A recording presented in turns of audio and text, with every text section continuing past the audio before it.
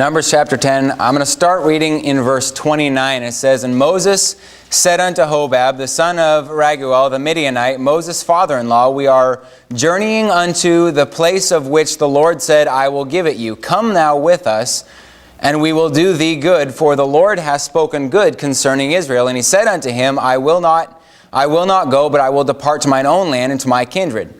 And he said, Leave us now, I pray thee, for as much as thou knowest how we are to encamp in the wilderness, and thou mayest be to us instead of eyes. And it shall be, if thou go with us, yea, it shall be that what goodness the Lord shall do unto us, the same will he do unto thee. And they departed from the mount of the Lord 3 days' journey, and the ark of the covenant, and the Lord went before them in the 3 days' journey to search out a resting place for them. And the cloud of the Lord was upon them by day when they went out of the camp. And it came to pass when the ark set forward, that Moses said, Rise up, Lord, and let thine enemies be scattered, and let them that hate thee flee before thee. And when it rested, he said, Return, O Lord, unto the many thousand of Israel." Let's go ahead and be seated.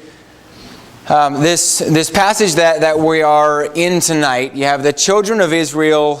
They're on the move, if you will. They just for a little bit of context here of where we are at in this passage. This is just before 3 chapters later is where Moses sends the 12 spies into the land. So we're just before that. This is before the news that they're going to have to wander the wilderness for 40 years because the people believe the 10 spies rather than the 2.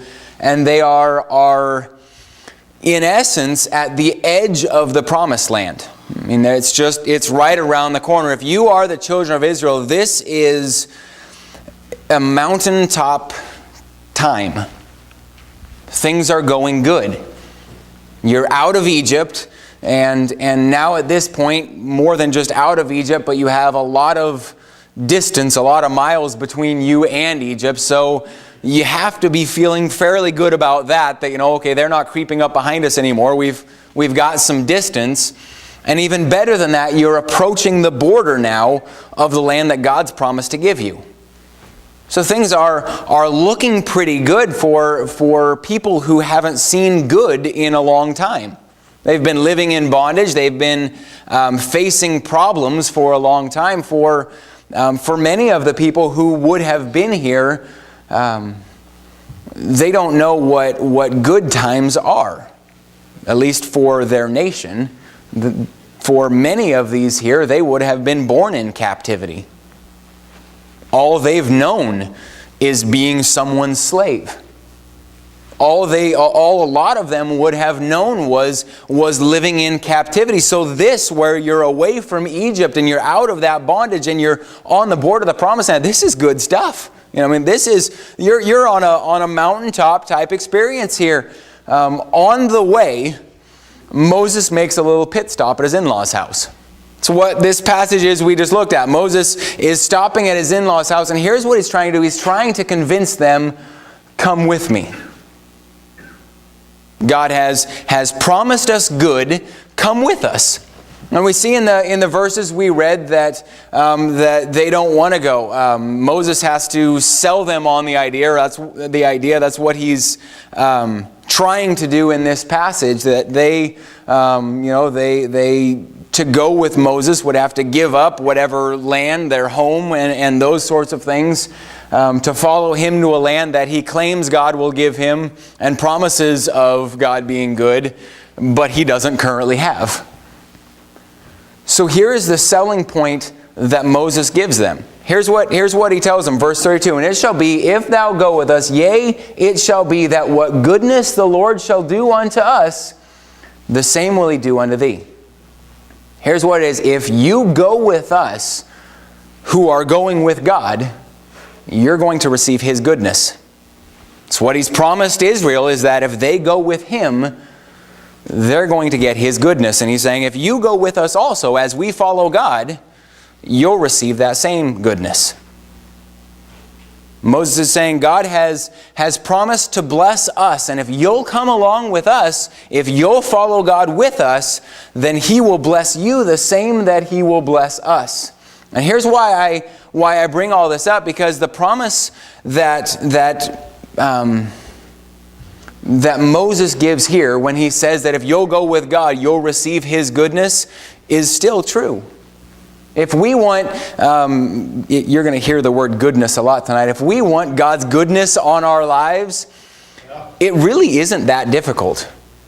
We often try to overcomplicate it. We try to add stipulations to it, and it really isn't that hard. If you want God's goodness on on your life, if you want His blessings, His presence, go with Him.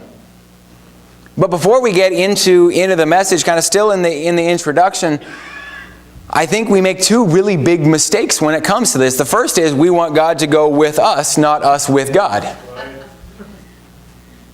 We desire God's blessings in our lives. As Christians, we understand that that's something that we need.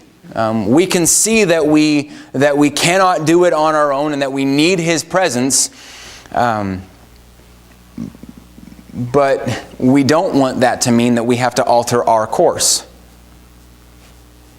We kind of like the way that we're doing things, so what we want is to keep doing what we're doing and simply invite God to come along with us. Moses' in-laws here would prefer to say, no, Moses, why don't you and God stay here? Why do we have to go with you? Why don't you stay here? But not once will you see God do that. Looking at the children of Israel, they didn't sit in Egypt and say, God, we want your blessing, we desire your deliverance, so we're going to stay here in Egypt and you're welcome to join us. No, you see God telling them, come out and I'll be good to you. It doesn't work if we just invite God along into our plans. Inviting God to go with you won't work. You have to go with God. But then the other mistake that we often make is this. We misunderstand what His goodness is. We think God's goodness means we have no problems. We think that the goodness of God means that our lives will be blessed to a point that everything, or that we will have everything that we want, and that life will be easy, and that there will be no strife. And every one of us in here would say, no, I don't think that way. I know that's not the case, except for as soon as God allows any sort of trial in our lives, the first thought is, God, why did you allow that to happen? I've served you, I've done right, why aren't you being good to me? We may not word it that way, but that's what we're thinking. And what we're doing is we're misunderstanding what His goodness is. I mean, you look at some biblical examples who followed God, and you won't find in those examples people with no problems.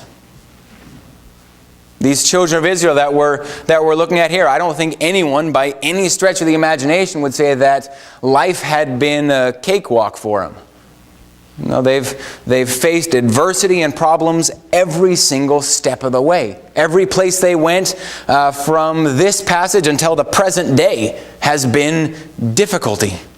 Amen. They've faced problems. So would you say God hasn't been good to them? No. Or how about Job, a man who the Bible says was a just man, and yet the portion of Job's life that we know is all about the problems or the trials he was going through. It was far from what any of us would describe as good. In that short period of time, he faced more trials than most of us face in an entire lifetime. Or maybe even an example like Paul. Paul followed God all over what was the known world, preaching the gospel, yet everywhere he went, he faced opposition and people who wanted him dead. So did God fail His promise all those times? Was He not really good to them? But here's the problem. Again, we think goodness of God, we think always that mountaintop experience, and that isn't what it is.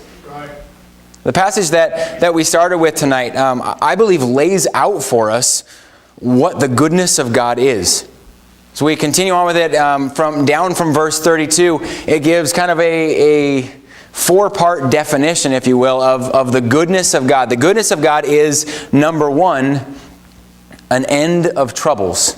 Not that all troubles will end the moment that you follow God, but that there will be an end. Look at verse 33. It says, "And they departed from the mountain of the Lord 3 days' journey, and the ark of the covenant of the Lord went before them in the 3 days' journey to search out a resting place for them." To search out a resting place. Now, think for just a moment about what we just read. God is going ahead of the people and will find them a resting place.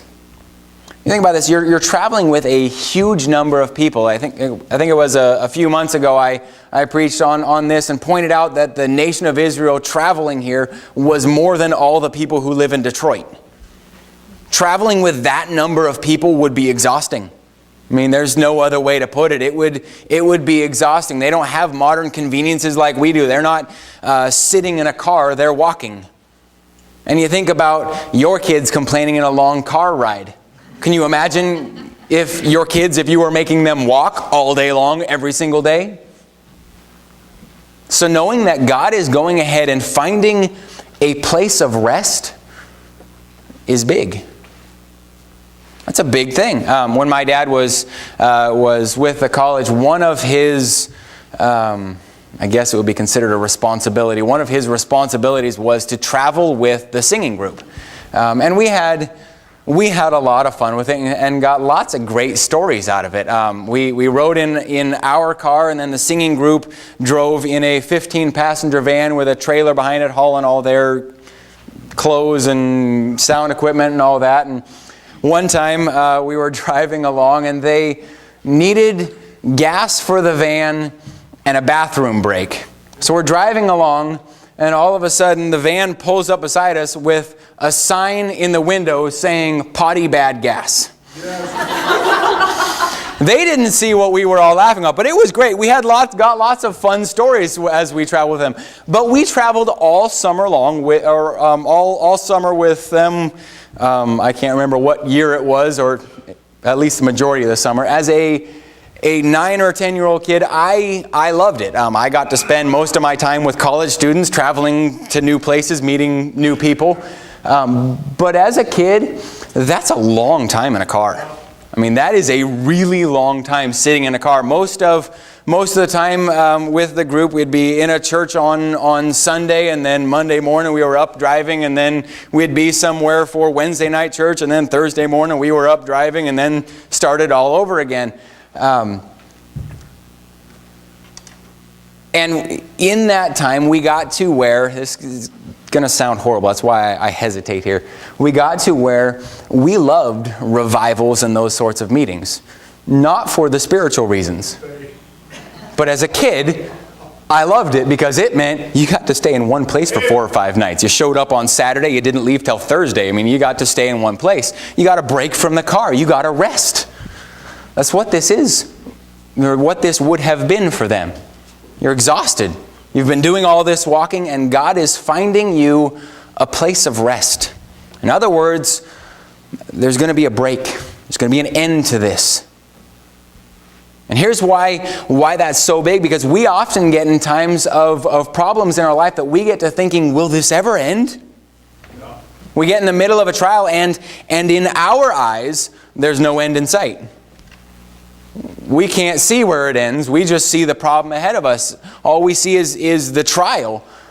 But if we're going through with God, there will be an end. He's finding you a resting place. It's not always where you want it to be. The children of Israel is talking about they walked 3 days, and He's ahead of them further. So they're going to have to keep on going. They had to keep trudging along until they got there. But God had that place set aside for them, that there would be a break. There would be an end. When you go with God, we get His goodness. There will be an end to troubles. God's goodness is an end to troubles. Number 2, God's goodness is guidance. You look at verse 34. It says, "The cloud of the Lord was upon them by day when they went out of the camp." We know right after the children of Israel came out of Egypt how God led them. He used the pillar of fire by night and the cloud by day. Part of the goodness of God to the children of Israel when they went with Him was that He led them. Could you imagine the journey that they are expected to make if they were doing it without the guidance of God? It would have been impossible. I mean, again, you're talking about leading millions of people out of bondage through places like the Red Sea that you would have thought was impassable, traveling in the desert to a place that you don't exactly know where it is. Without God's guidance, without the pillar of cloud and the pillar of fire, this would have been an entirely different story. Instead of a victorious story like we'd be reading about millions of people attempting to fight their way out of Egypt, and even if they had successfully done that, they would have all died in the desert. That's a whole lot different story. The only reason that they survived, that it turned out how it did, was because they were led of God. They went with God, and He guided them. He showed them the way. And if we'll go with God, He'll guide us as well. As a Christian, God's will and God's guidance in our life is something that we ask for a lot. And think about it, on Wednesday nights, we almost always have requests for God's guidance in our life, and it's something that as Christians we ought to be seeking. We want to know that God is leading us. We want to know that as David says in the 23rd Psalm, that He's directing our path. And the hard part is we don't get to see His leading the same way the children of Israel did. We don't have a pillar of fire and a pillar of smoke in front of us. We don't get that same visual leading, if you will. But if we want His guidance, if we want Him to lead, we need to go with Him. Because part of His goodness, if we go with Him, is He guides us. God's goodness, if we go with Him, is an end of troubles, is guidance. Number 3, it's defense. You look at verse 35, it says, "And it came to pass when the ark set forward that Moses said, 'Rise up, Lord, and let thine enemies be scattered, and let them that hate thee flee before thee.'" If you look at the children of Israel, both biblically and historically, and look at the ways that God has been their defense, it's absolutely amazing. How he fought their battles for them. That they didn't fight them, but He did. You think of the Egyptians when they left the Egyptian bondage. There are a lot of different ways that we could look at this, but you look at the way they left the Egyptians' bondage. Had they just, as I mentioned a minute ago, tried to fight their way out, it wouldn't have ended well. But then even if you look ahead at things like the Red Sea crossing, still trying to get away from the Egyptians, the way that it looked, it would have been a terrible massacre. I mean, you're trapped by the Red Sea and you have an army bearing down on you. This is not going to be pretty. But then God steps in and not only gives you a way to escape, but waited until the Egyptian army followed them in and then let the waters go. I mean, God didn't have to do that. He could have let the Israelites across and then closed the water before the Egyptian army ever got there. If He wanted to, He could have just put the Red Sea in between and said, there, they can't come get you now. Instead, He wiped them out for you. Amen. He killed their entire army as well. The Israelites had no defense on their own. They had, as far as we know, no weapons or power on their own. They weren't an army. They couldn't have stood against the Egyptian army, but God was their defense. So it was handled. I think it was last week I mentioned Jericho. The way that God fought that battle and did exactly what verse 35 says, that thine enemies be scattered and let them that hate thee flee. That's exactly what happened at Jericho. They were scattered and flee. In a way that can only be described as God did that. There's nothing militarily speaking that the people did that would make this work. It worked because God was their defense. There are other examples that we could give biblically of times that I'll put it this way, that all human odds were against them, but their enemies were scattered and fled because God was their defense. But let's look at one more kind of, I guess, slightly more recent history. I think of Nazi Germany. Things like the Holocaust. A man and an army, a nation with the goal of wiping Israel off the map. And while he succeeded at killing a lot of Jews, he didn't annihilate the entire nation like he wanted to.